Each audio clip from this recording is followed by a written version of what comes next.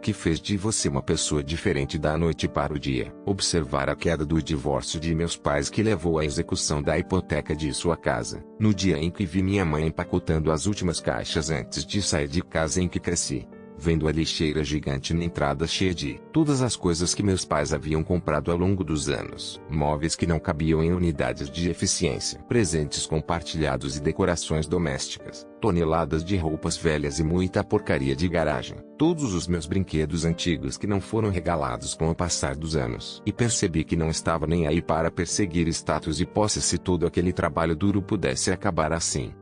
Coisas legais são legais. Mas no final acabam como lixo em um aterro sanitário.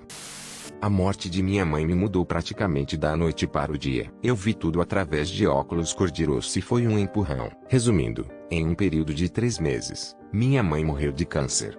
Descobri que meu ex-marido tinha dormido com minha irmã enquanto eu estava no hospital com minha mãe. Comecei a trabalhar como primeira resposta. Minha família agora me diz: seu trabalho fez você ficar com frio? Não. Passar por essas coisas em um período de tempo muito curto mudará drasticamente uma pessoa. Eu tolero menos besteiras, e a maioria do público pode ter direito a pessoas. Quando você lida diariamente com problemas de outras pessoas, você tolera muito menos em sua vida pessoal.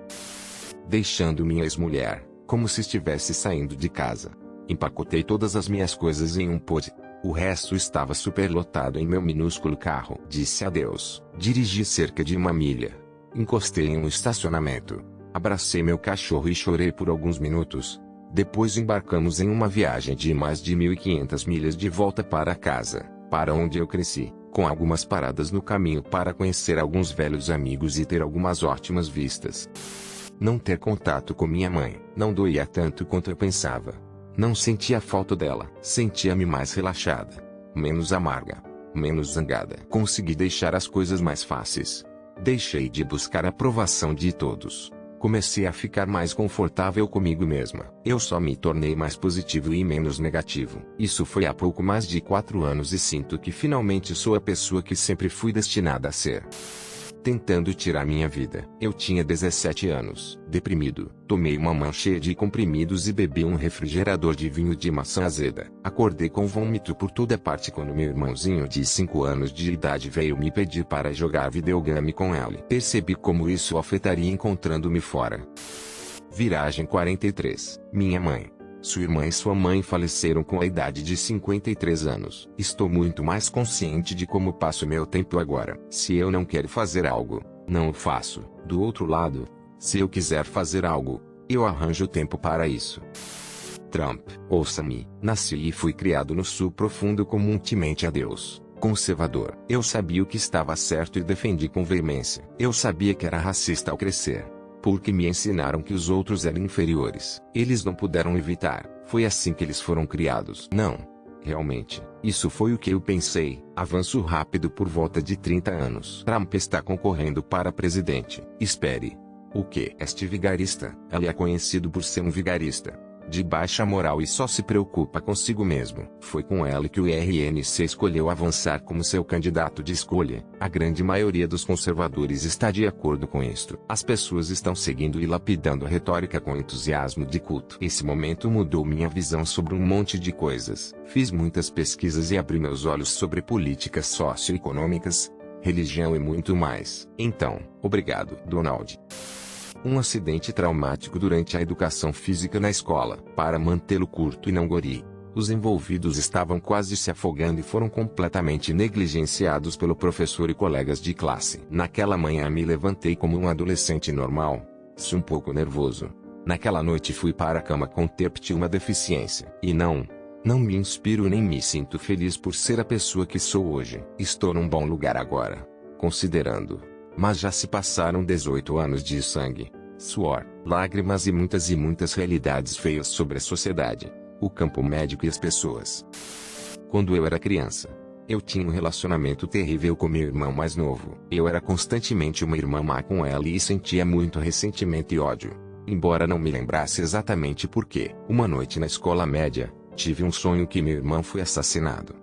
E isso me fez perceber que meu irmão poderia morrer a qualquer momento. Na verdade, acordei chorando por causa desse pesadelo. Desde então, Mudei completamente a forma como tratei meu irmão e eu faria qualquer coisa por ele. No início, meu irmão não entendia porque eu estava agindo muito mais bondoso com ele. E ela expressando sua confusão me fez sentir ainda pior sobre como eu o tratei no passado. Hoje, tenho uma relação maravilhosa com meu irmão e estou tão feliz por ter tido aquele pesadelo que me despertou.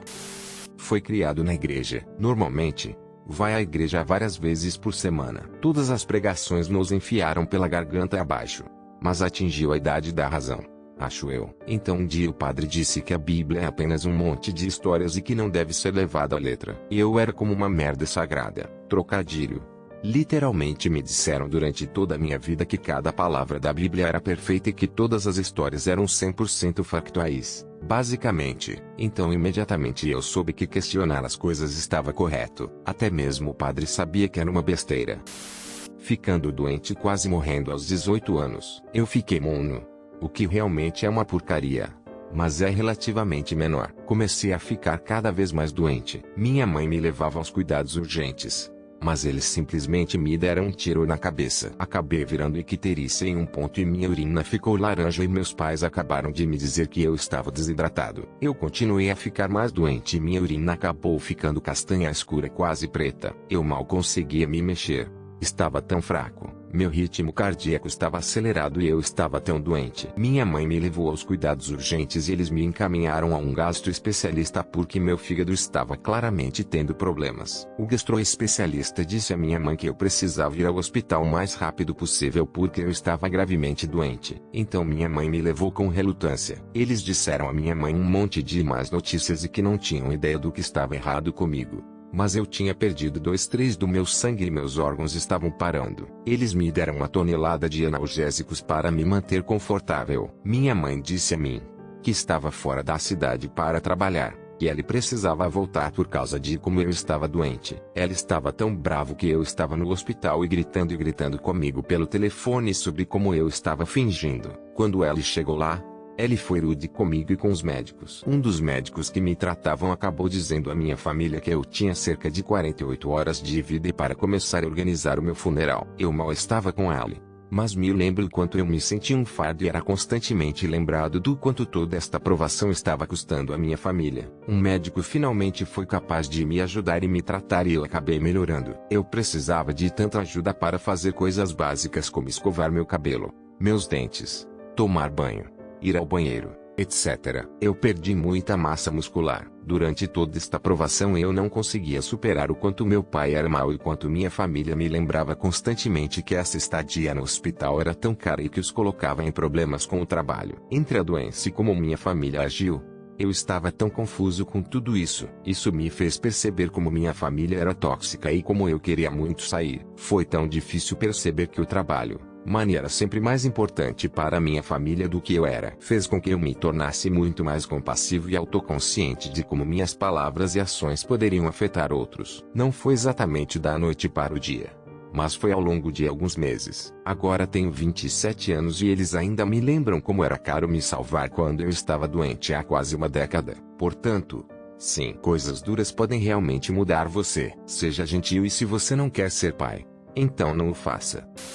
Perdendo tudo. Em 6 semanas eu perdi minha casa, meu emprego, meu carro, meu casamento. Minha mãe faleceu. Tudo isso, puf, passei de uma década de carreira, 3 carros, uma bela casa nos subúrbios, esposa, filho, para um saco de lixo cheio de roupas e uma pequena caixa de artigos pessoais. Foi aí que minha vida mudou. Um dia tive que decidir o que iria fazer com ela. E me tornei uma nova pessoa. Quem eu sou hoje não se parece em nada com quem essa pessoa era. Perder minha mãe aos 14 anos. Depois meu pai para doença cardíaca aos 16. Atualmente tenho 34.